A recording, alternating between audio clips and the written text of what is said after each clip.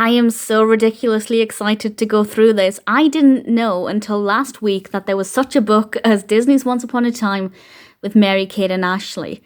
However, somebody posted it on Instagram. I can't find the account, so I can't credit them, but if it was you, thank you. And I went onto eBay and I found one seller selling it in the UK. I don't think it was ever actually published in the UK. This copy was actually published in America in 1998, but I could be wrong about that. And being a big fan of Disney and a big fan of Mary, Kate and Ashley, I am very, very excited about this. So I thought we'd have a quick look through it. I won't stop on any pages in too much detail, but this will be nostalgic for anybody who had it as a child, or perhaps interesting for anybody like me who didn't even know it existed. So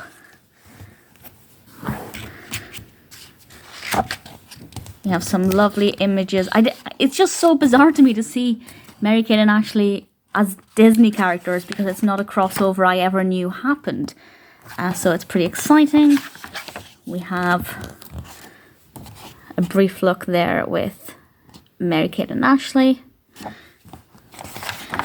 And then the beautiful Cinderella outfits. And then we have story time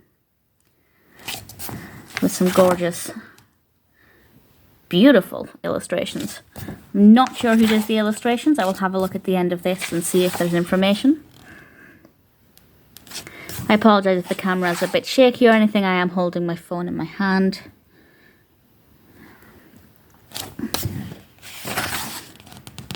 How to make a magic wand. That's 100% something I would have done if I had this. I absolutely would have done that. If anybody wants to know how to make it, there's your equipment. And there are your instructions. Nice layout. And then we have Snow White. Mary, Kate and Ashley as Snow White. It's still, I feel like it's so bizarre to see them as Disney princesses, but it works very well. I haven't read this, so I can't say exactly how abridged the stories are, or indeed what the grammar is like or anything. But it's absolutely something I would have loved as a child, and now as a 31-year-old adult. Make your own enchanted mirror. This is what you'll need if you want to do it. And your instructions. Again, something I absolutely would have had to go at making. And then we have their Ariel costumes. Gotta say, those costumes are not the best compared to the other two. The other two look like official Disney costumes. These don't. I imagine they are because it's, I think, an official Disney book. Well, it is. It is an official Disney book. So that's a little bit interesting. And then we have, of course. Oh. I feel like this angle's not the best, so I apologize if the angle's a bit clunky.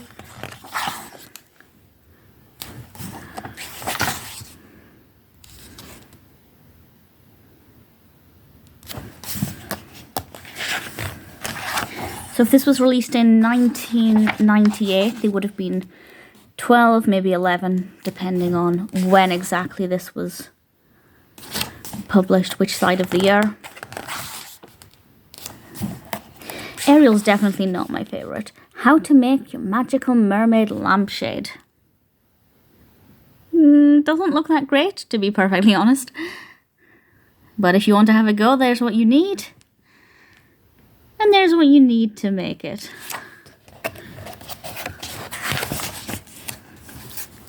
Now those costumes are beautiful. It's kind of weird seeing, I don't know if the camera's going to pick this up, but they have quite a heavy face of makeup on. Which is not a bad thing. I'm not against young children wearing makeup when they're dressing up. It's just unusual to see them wearing quite so much makeup, even at that age.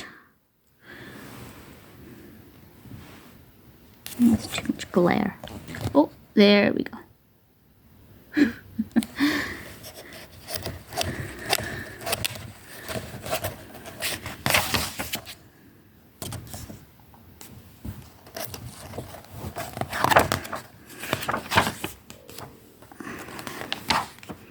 Beauty and the Beast is not it's another story that I'm not that bothered about. I don't dislike it, but I'm sure they've used that picture already.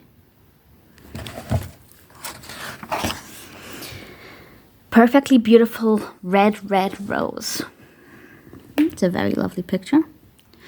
Oh, this one's a little bit more complicated. I would have had a go at it, but I would have failed miserably. So that's what you need if you want to do it. There's your visual guide. And then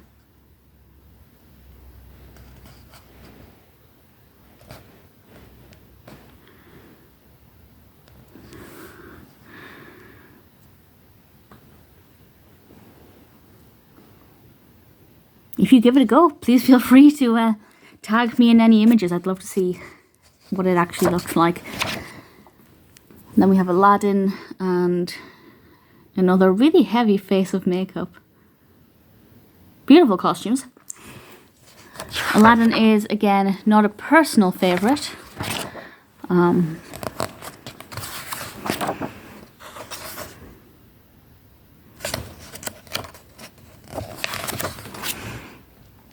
Beautiful illustrations though. I must remember to see if the illustrator's name is listed. And the author's name, of course. I'm not entirely sure.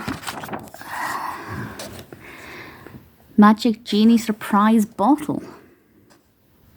That looks kind of cool. This is what you need if you want to make it. I read that as winter glue because my mind combined white and glitter. And if I get rid of that glare. Ugh, terrible camera angle. There we go. That's what you need to do if you want to make it. Absolutely something else I would have had a go at making. And it probably would have been disastrous. Then we have them dressed as Pocahontas. I feel like if this was published today, that wouldn't be a princess they'd dress up as. The costumes are... they're okay. They're not too bad. They look a little off-brand Disney, but... I've got nothing to complain about, really.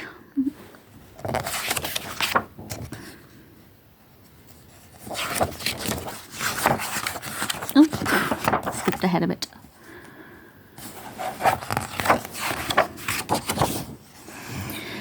Pocahontas' Dream Come True Dream Catcher. And this is what you'll need. And if you want to make it, if anybody does make any of these, feel free to send me pictures. I'd love to actually see what they look like. It's something I would try and make. It looks kind of cool. I did have a dream catcher, a blue one. And then we come to some adverts. I've read all of these and they're absolutely delightful. These weren't released in the UK. I had to import most of them and it cost a fortune, but it was entirely worth it. And then their music and the Mary-Kate and Ashley fan club. I wasn't part of that, much to my heartbreak. This was an absolute delight. How much was it at the time? There's no price on it. Age 5 to 9 apparently. I don't know what that says about me. Published by Disney Press. Stories retold by Gabrielle Charbonnet or Charbonnet. And for anybody who's interested, I can't see who did the illustrations. If anybody knows who did the illustrations, please feel free to let me know. They are beautiful. This was an absolute delight. Thank you again to the person on Instagram who posted about this. I'd never heard of it. Very fortunate I found a copy on eBay without having to import it. As a Disney fan and a Mary-Kate and Ashley fan, I really rather enjoyed it.